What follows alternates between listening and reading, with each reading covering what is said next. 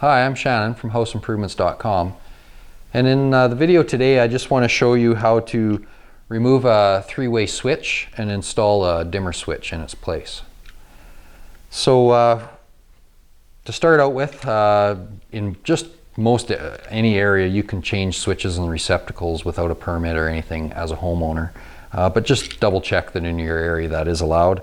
And as always, make sure you turn the power off at the circuit breaker so that you aren't playing with any electrical live wires. So in our scenario here, something else I'm gonna mention is I've also just pinned up the instructions.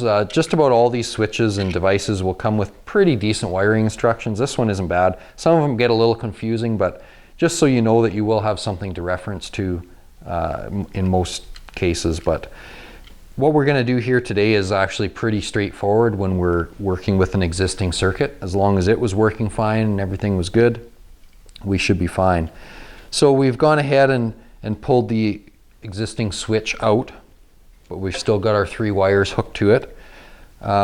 First thing you want to do anytime you're going to swap something like this around, pull out your phone or whatever and take a picture of how exactly everything was done before, so you have something to reference to. So if it doesn't work when you get it all hooked up, you can look back and don't have to try to remember, well, you know, what was going on here before. So, because a lot of times, especially in a three-way, you're going to have some same colored wires and that sort of thing. So, you know, get a picture of the switch, get a picture inside, so you kind of have something that identifies everything.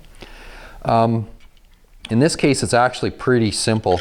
On the back of the dimmer switch that we've got here, we've got a common screw. It's identified as black, just like this existing switch should be.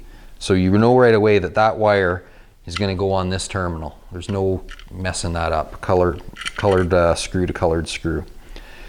As you read in the instructions, this dimmer works on either single pole switches, single pole light circuits or three-way light circuits. The difference being that this terminal over here on the side that's covered with this sticker is the only one that you need if you are using a three-way circuit. Okay, so if you're just doing a single pole light circuit, like one switch, you wouldn't even remove this sticker and you wouldn't use this stud, and that's exactly what the label's telling you. It's pretty clear on this switch. In this case, we are doing a three-way. So we're going to take our black off the common screw, the black screw, we're going to hook it right to the same screw on this switch. Done deal. Nothing to worry about. Because we've got now still two more wires, we're going to peel this off because we are doing a three-way circuit. And we will be using both the gold colored screws down here. And we can simply, we've got two gold screws on this switch, we can simply take those wires off and hook one to each of the gold screws here. So it's pretty easy. We're just going to do that right now. So here's my black. Because we've got two blacks, what I always do is I move one of the blacks right away and put it on the new switch so that I don't get the two of them mixed up. So this black was on a brass screw, and that's what I'm going to do again. Some dimmers you will find are actually not going to have screws or terminals to go to. It'll be a piece of wire coming off the back, so you'll be using a wire nut to hook those together.